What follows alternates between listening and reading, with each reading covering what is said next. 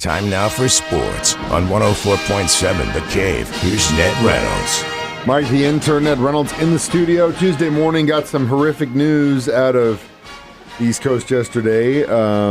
As you know, EB's son shot his wife, and luckily she survived. But God, what a position to be in as a husband and a father. That is something none of us can answer. I hope we don't. I hope you're right about that. What a horrific situation that is. And, of course, Coach Bieniemy will be away from the team. It's a temporary leave, but I wonder how long temporary means. I would think it'd be quite a while. With his son incarcerated and his wife in serious but stable condition. She was seriously injured, shot twice, and had the presence of mind to call 911. That's the interesting factor. But to be shot by your son, who is 27 years old, and who knows why, obviously a domestic disagreement somewhere. But now this affects everybody. It affects the Chiefs, because here's your offensive coordinator, the guy you're relying on for all of the scoring plays and so forth, and he and Andy Reid have worked together for years. And he's not there. He's not there to instill his discipline and so forth and so on. And you understand why, and it would certainly be reasonable to expect that he'll be away for some time. But again, that's just a guess. The thoughts, of course, and the prayers of everyone go to Mia Bieniemy, that's Eric's wife, and the mother of the two children. This is just an unspeakable circumstance. Luckily, his brother, who has cerebral palsy, was at home. He's unharmed.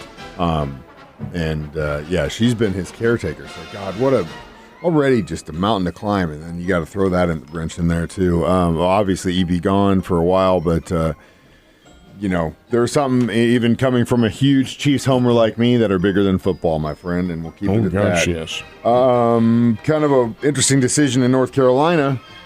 This is also troubling. Michael Lombardi is the general manager. A lot of these football teams in D1 have general managers, and North Carolina is one of them. General manager of the football program. Mr. Lombardi is the former general manager of the Cleveland Browns, so he's a man who's highly respected in the football field, both college and professional. He was hired by Bill Belichick to take over the position of governing the Tar Heels and so forth, not necessarily on the field, but as far as the entire program is concerned. He is on paid administrative leave. No comments at all from the university. They're really not permitted to. If any comments are forthcoming, it's from Mr. Lombardi himself, but he's been silent. That's not very good. Paid administrative leave means that somewhere along the line, you have crossed the line that you can't cross, sometimes DUI, and I'm guessing, but they would be some of the reasons why, I would think, and domestic and so forth and so on. But regardless of that, whatever the reasons are, Michael Lombardi is off the North Carolina program, although he does receive a paycheck. Of course, because it's in the contract. Very interesting situation, but the thing that cracks me up is how in this day and age we're constantly being recorded, we're constantly being blasted online, you're constantly watched. You got to constantly watch the decisions you make. It ain't like the old days where you can just sweep that stuff under the rug. It just takes one person to push you on blast online, and that's what's coming for you, man. But it is what it is.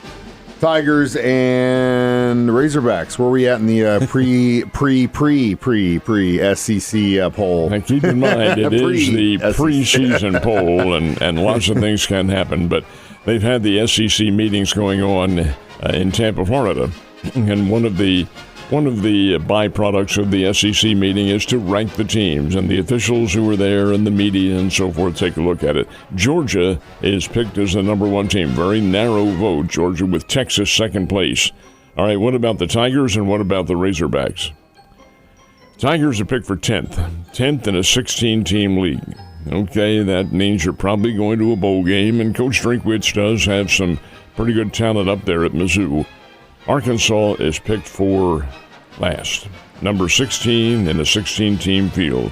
What has happened to the once proud Razorbacks? Well, new coach coming in, and he'll take over this year, and Don't know anything about him, but the officials and media say, well, he doesn't know what he's doing in regards to coming over into the SEC from Memphis. That's a big change. So we're going to have to pick them in last place. Hopefully Arkansas won't end up there, but we'll have to wait and see. Definitely have to wait and see. It's just another one of the facets in college football. You got the NIL to worry about, you got the portal to worry about, and pretty much every player follows the coach they like and who's going to get the most play time. So it's definitely become a huge, multi-headed beast. Ned. Cardinals in a do-or-die series right now with their division rival, the Cubs. And again, like I've said pretty much all year, this division is going to be locked like a watertight drum towards the end, and they definitely needed to get that win yesterday. Well, it's a 4-game series, and the Cardinals have started it out not anywhere near the way they wanted to in the game last night. 7-3, the Chicago Cubs win the game. A rain-delayed game. It was delayed almost 2 hours because of rain. Now, wait a minute, this is in St. Louis? Yeah, they had rain, and it was a fairly substantial storm that they had up there in St. Louis. The way the weather patterns work. But be that as it may, they finally got the game in. Matt Liberatore had a really tough time. He gave up 3 runs and 8 hits over a little over 3 innings of work. Took him out. Hunter Dobbins came in. The Cubs hit him around pretty good. Cubs had 14 hits on the night in their 7-3 win. And it was Alec Bregman and Nico Horner who really did the damage for the Cubs. Horner was 4 for 5 with 4 RBIs. And Bregman almost hit for the cycle. So that doesn't really bode very well. Now, you mentioned the fact that it's a critical series. I wouldn't really label it as critical because they'll be playing again. But the fact of the matter remains the Cardinals still maintain hopes of a wild card. But there are other teams in front of them, and that's the problem. The Pittsburgh Pirates, for instance, are right there in front of them. The Chicago Cubs certainly are. And it behooves the Cardinals to start to win, and they are not winning. But then again, is that a major surprise? No, it is not. The Cardinals started the year with low expectations, played really quite well in the first half of the season. And Mike, we've talked about it on this show. You had a feeling this might be coming. I'm not throwing the sword on the Redbirds quite yet. But when you look at the overall makeup of their team, their pitching staff is very shaky. And their offense, which was great at the start of the year, has really cooled off quite a bit now. But we'll see. 3 more games in this series tonight, tomorrow night, and then Thursday afternoon. And hopefully conditions will be a whole lot cooler than they are now. Oh, man, you and I both are hoping that.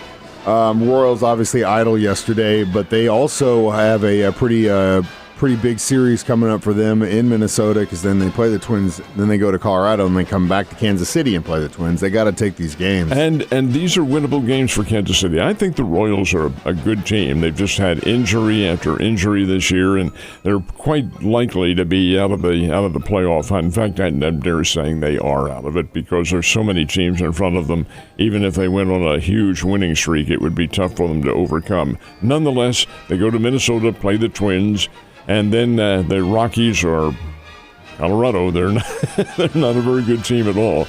But we'll see. Kansas City is beginning to play well. They've won the majority of their games here since the All-Star break and is showing some signs of coming back now with some of these injured players getting a whole lot better. So we'll see how they fare. And the Springfield Cardinals open up a series. This is interesting, too, because the Royals are playing the Minnesota Twins. Well, the Minnesota Twins Double-A Farm Club, the Wichita Wind Surge, is here to play the Springfield Cardinals, and that starts tonight. And Springfield has played pretty well here in the second half. As a matter of fact, they lead the division in the second half, and that's important because if they do, they didn't win the first, but they would play the first-half champion in the playoffs. And you really want their team to be in the postseason. I like the Springfield Cardinals. They're playing well.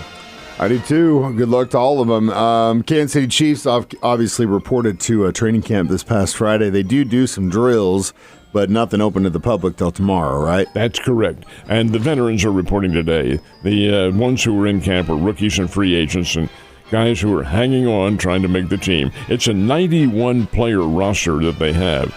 And it'll have to be cut to 53. And what's interesting, Mike, is instead of having incremental cuts the way they used to, it's all done on one day. And that's standard for all the NFL teams. And that one day, I believe, is either the final day of August, or maybe the next to final day, but it's right there at the end of August. And then they get their teams ready for the 53-man roster in the start of the season. Now, the first of the exhibition games is coming up next week, not this week, but next week, August the 6th, and that is the Football Hall of Fame game in Canton, Ohio. The Arizona Cardinals, I must admit, I don't know who they're playing, possibly the Carolina Panthers. I don't know, but I do know Arizona's involved in it. But that's the first of the exhibition games for the Chiefs. The first exhibition game is a Saturday afternoon. A Saturday afternoon, August the 15th, in mid-August. Arrowhead Stadium. Chiefs, Los Angeles Rams.